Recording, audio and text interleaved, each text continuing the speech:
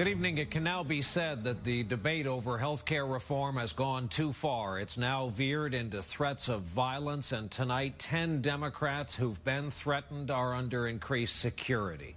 The rise in tension and political division has been months, years in the making.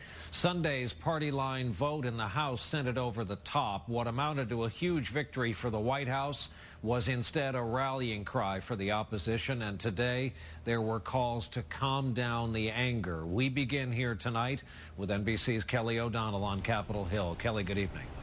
Good evening, Brian. There is a sense of alarm here tonight, and there is caution about what should happen next. There are members of Congress who have requested extra security, and the U.S. Capitol Police tell us they have provided security briefings. Now, leaders of both parties are treading carefully, publicly condemning threats and vandalism, but also not wanting to have attention encourage other attacks. We have been meeting with the Capitol Police and the FBI, who are obviously concerned as well. That sobering assessment from top House Democrats today, after at least 10 members of Congress reported threatening incidents. They suspect the acts are politically motivated and linked to the House passage of health care reform. Do you feel that your members are really at risk in terms of their security? Yes. I think we've had very serious incidences that have occurred over the last 48, 72 hours. From shattered glass blown out by a pellet gun at the Arizona District Office of Democrat Gabrielle Giffords to a brick thrown through a window at the New York office of Louise Slaughter. In Niagara Falls, we have the FBI, the local police, and the sheriff are all in there working together on it. And today at this Virginia home, a propane tank line was found severed.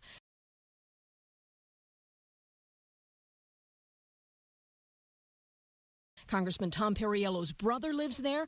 That address had reportedly been posted on a conservative activist website with a message to drop by.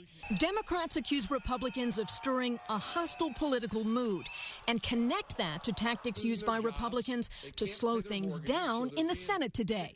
The process that got us here has been ugly, is no more than an attempt to stop and kill this reconciliation bill, and we can't allow that to happen. Republicans offered dozens of amendments trying to derail a final package of fixes to the health care reform law and accused Democrats of ignoring the public. The arrogance is palpable and inexcusable. Political anger and frustration on vivid display in ways both civilized and over the line. Kelly O'Donnell, NBC News, the Capitol. This is Savannah Guthrie at the White House, where the president's spokesman said passionate views over health care shouldn't turn violent. We ought to exercise those views, not in a way that threatens anybody's safety or security, not in any way that foments violence. Hey, wait a minute. Washington's epic 14-month battle over health care has exposed an angry side of America and the fault lines of a fundamental philosophical divide. How big government should be and how involved in people's lives. The backdrop of Wall Street bailouts and Main Street suffering only sharpening the break. This is an argument that goes all the way back to the founding of the country. And during times of economic distress, this argument, which is always simmering, explodes. We saw it in the 1930s, and we're seeing it again today. Wrapped around the brick that smashed the door of Democratic Party headquarters in Rochester, New York, a note with the Barry Goldwater quote, "Extremism in defense of liberty is no vice."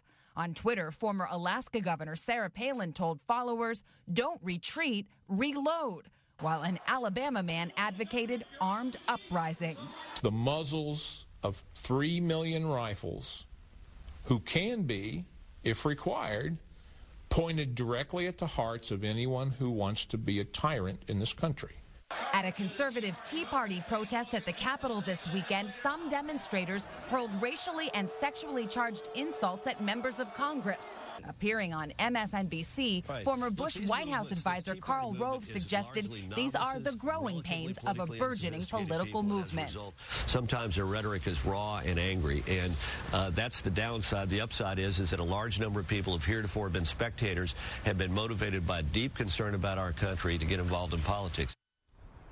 Well, speaking of divisive social issues, the president today signed an executive order designed to prove and show that the new health care law does not allow for federal funding of abortion. That was key to that last-minute deal with anti-abortion Democrats that put health care reform over the line. Brian? Savannah Guthrie along with Kelly O'Donnell reporting our lead story here tonight. Thanks to you both.